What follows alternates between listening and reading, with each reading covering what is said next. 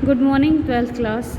हम fourth chapter पढ़ रहे थे लॉस्ट स्प्रिंग, जिसमें हमने एक सीमापुरी की स्टोरी पढ़ी थी और कल हम लोग फिरोज़ाबाद की स्टोरी पढ़ रहे थे, जिसके अंदर हमने मुकेश नाम के कैरेक्टर के बारे में पढ़ा था। मुकेश जो एक कार ड्राइवर बनना चाहता था, कार चलाना सीखना चाहता था, उसके बारे में हमने पढ़ा था। कैसे उसकी फ़ैमिली की कंडीशन होती है, उसकी फ़ैमिली में कौन कौन रहते हैं, जहाँ पर वो रहता है वहाँ की कंडीशन कैसी होती है, उसके बारे में हमने पढ़ा था। और ये भी पढ़ा था कि इंडिया का जो फिरोज़ाबाद नामक शहर है या वहाँ पर सबसे ज़्यादा जो है वो चूड़ियाँ बनाई जाती है।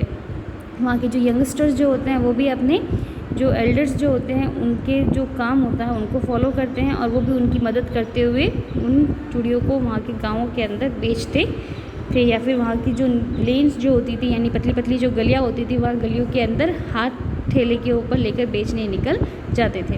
इसके आगे से स्टार्ट करेंगे। Savita a young girl in a drape pink dress. Savita, वहाँ पे एक लड़की बैठी होती है, वह ऑथर यहाँ पे डिस्क्राइब करती है कि सविता नाम की एक लड़की वहाँ बैठी होती है जिसने बड़ी गंदी सी एक पिंक कलर की ड्रेस पहनी होती है।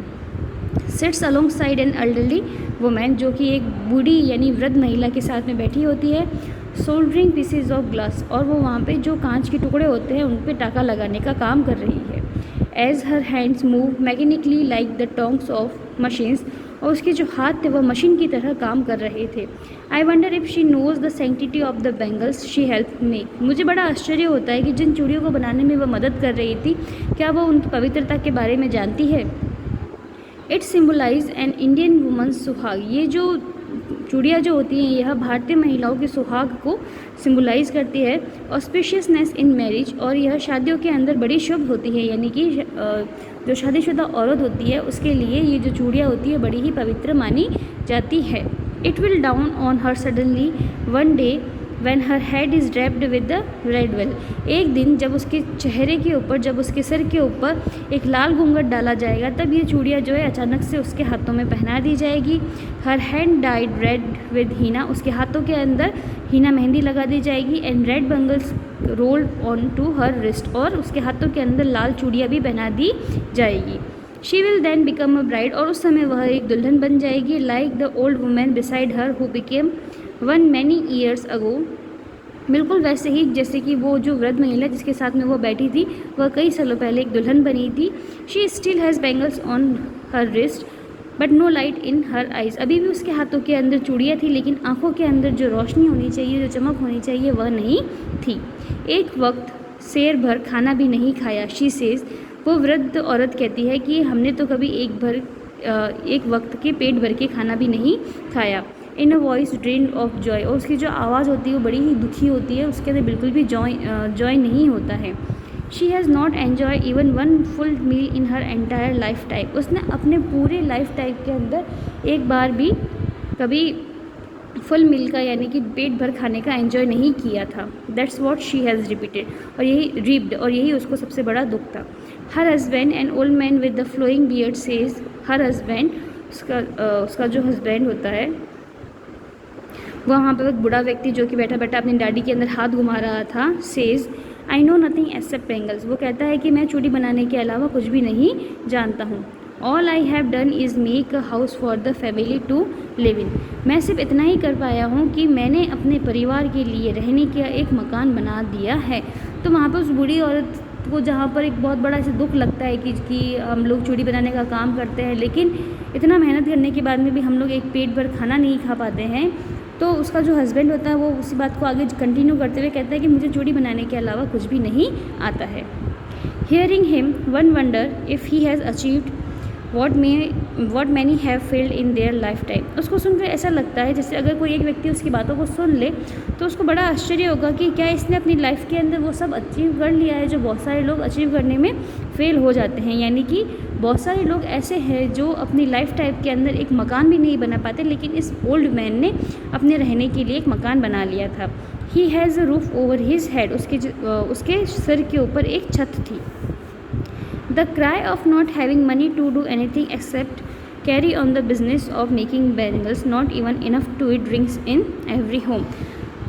अब पैसों आपके लिए रोने से बेटर यही है कि हमारे पास में पैसा नहीं है, ऐसा करने से बेटर यही है कि जो बिज़नेस उनको आता है, यानी कि चूड़ी बनाने का काम जो उनको आता है वो उसको कंटिन्यू रखे, भले ही खाना खाने को नहीं मिले, लेकिन वहाँ पर हर एक घरों के अंदर यही काम होता था। यानी कि इनफ मनी तो नहीं मिलती थी, नहीं इनफ भोजन मिलता था उनको खाने के लिए, लेकिन फिर भी वहाँ का हर एक घर जो है वह यही तरह का काम करता था।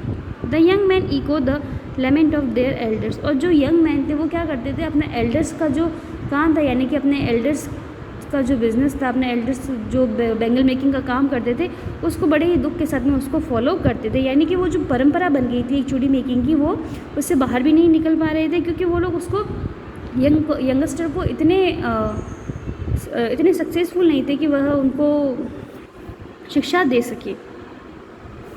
Littles have moved with time it seems in Firozabad, ऐसा लगता है फिरोज़ाबाद के अंदर कुछ जो है वह समय के साथ में मूव कर गए थे, आगे बढ़ गए थे।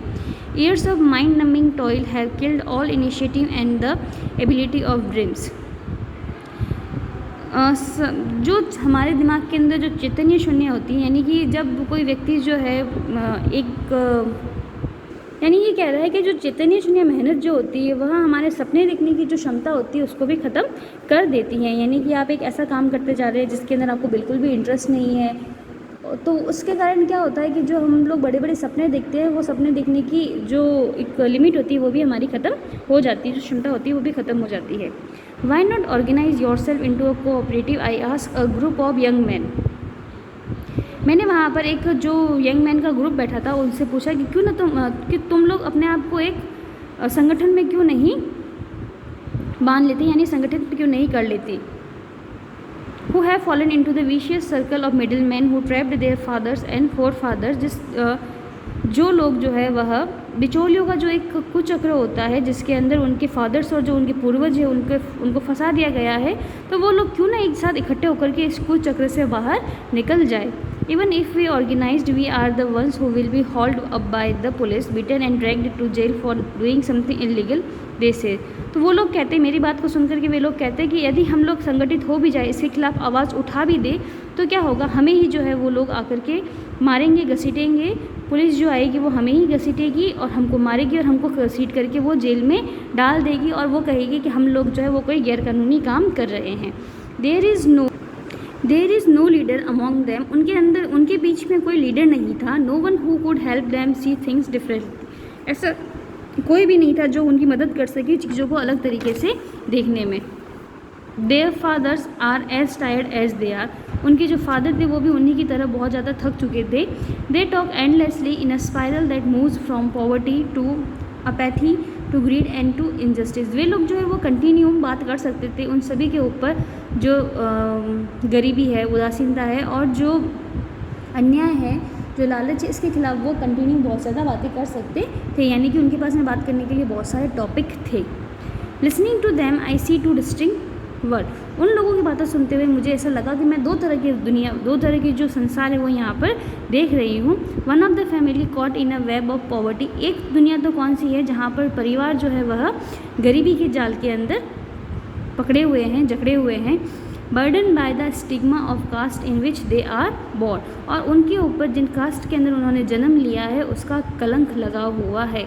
The other the vicious circle of the साहूकार्स द मिडल मैन, और जो दूसरा वर्ल्ड है वह एक तरह का कुचक्र है जो कि साहूकारों का है, मिडल मैन यानी जो बिचौलिए होते हैं, दलाल जो होते हैं उनका है, द पुलिसमैन्स का है, द कीपर्स ऑफ लॉ यानी कि जो कानून के रखवाले हैं उनका है, द ब्यूरोक्रेटर्स एंड द पॉलिटिशियंस, यानी कि एक तरफ जो है वह गरीबी है और गरीब जो है वह बहुत ज़्यादा ही गरीबी जिसके ऊपर एक कास्ट नाम का कलंक लगा हुआ है। वहीं दूसरी दुनिया जो है वह मिडल मैन, पुलिसमैन, पॉलिटिशियंस, ब्यूरोक्रेटर जो साहूकार से उनका एक कुचक्र जो है वो बना हुआ है। Together they have impose the baggage on the child that he can not put down, ये सब मिलकर बच्चों के ऊपर इस तरह का एक बैग लगा देते हैं ताकि जिससे वह चाहकर भी नीचे नहीं डाल सकता। Before he is aware he accept it as naturally as his father, इससे पहले कि बच्चा कुछ समझ सके, कुछ अवेयर हो सके उस चीज़ के प्रति, वो क्या करता है, अपने फादर की तरह इसको एक्सेप्ट कर लेता है कि मुझे अब यही काम करना है। To do anything else would mean to their, और वह कुछ भी अलग करने का साहस नहीं करते थे। And daring is not part of his growing up, और उनके बड़े होने का कोई पार्ट भी नहीं था डेयरिंग, यानी कि उनको ऐसा कहा भी नहीं जाता था, उनको ऐसा सिखाया भी नहीं जाता था कि आपको इतनी डेयरिंग करनी है कि आप उनके खिलाफ जाकर के कोई दूसरा काम कर सकें। When I sense a flash of it in Mukesh I am cheered, लेकिन जब मैं यहाँ मुकेश के बारे में सोचती हूँ तो मुझे थोड़ी सी खुशी होती है। I want to be a motor mechanic, he repeat, क्योंकि वो कहता है कि मुझे एक मोटर मैकेनिक बनना है। यानी कि मुकेश एक ऐसा लड़का था जिसने अपने फैमिली लीनेज को तोड़ करके, यानी कि जो पारिवारिक जो एक वंश परंपरा थी उसको तोड़ करके उसने कुछ अलग बनने का सोचा था, और इसी कारण से ऑथर जो थी वो बहुत ज़्यादा खुश थी। He will go to a garage and learn, वह गैराज जाएगा और वहाँ जाकर के वो कार चलाना सीखेगा। But the garage is a long way from his home, लेकिन वो ऑथर उसको कहते हैं कि लेकिन गैराज तो तुम्हारे घर से बहुत ज़्यादा दूर है। I will walk, he insist, वो वहाँ पर कहता है ऑथर को कि वह वहाँ पर चल करके जाएगा। Do you also dream of flying a plane, he is suddenly silent, तभी ऑथर उसको पूछती है क्या तुम एक प्लेन उड़ाने का भी सपना देखते हो, तो वो एकदम से चुप हो जाता है और बोलता है नहीं, स्टेरिंग एट द ग्राउंड, और वह नीचे ज़मीन की तरफ देखता है। In a small murmur there is an embarrassment that has not yet turn into regret, उसकी हल्की सी जो ये बड़बड़ाहट हो रही थी, जो मर्मरनेस हुई थी, उसमें थोड़ी सी शर्मिंदगी थी जो कि अभी तक उसके दुख के अंदर चेंज नहीं हुई थी, यानी उसको बड़ा दुख हो रहा था कि वह इतने बड़े सपने भी नहीं देख सकता है। He is content to dream of cars that he see hurtling down the street of his town, वह कारों के सपने को देखकर ही संतोष था कि वह अपनी जो टाउन है उसकी जो ऊपर नीचे जो गलियाँ है, अप्स डाउन जो है, वहाँ पर वो उन कार्स को आते जाते देख सकता था और वहाँ पर चला सकता था। Few airplanes fly over Firozabad, और कुछ एयरप्लेन्स जो है वो फ़िरोज़ाबाद के ऊपर से उड़ जाते हैं। तो इस तरह से आपकी जो ये स्टोरी है ये एंड होती है, और स्टोरी के अंदर हमने 2 स्टोरीज़ पढ़ी। फर्स्ट स्टोरी जो थी वो आपकी साहिब की थी, जो सीमापुरी का रहने वाला था, और सीमापुरी की कैसी लिविंग कंडीशन होती है वो बताई थी, और साहिब जो है वो क्या काम करता था उसके बारे में हमने पढ़ा था। सेकेंड स्टोरी जो थी वह मुकेश की स्टोरी है, और मुकेश की फैमिली क्या काम करती है, कहाँ रहती है, कैसी कंडीशन है वहाँ की, और मुकेश का खुद का क्या ड्रीम होता है, इसके बारे में हमने पढ़ा था।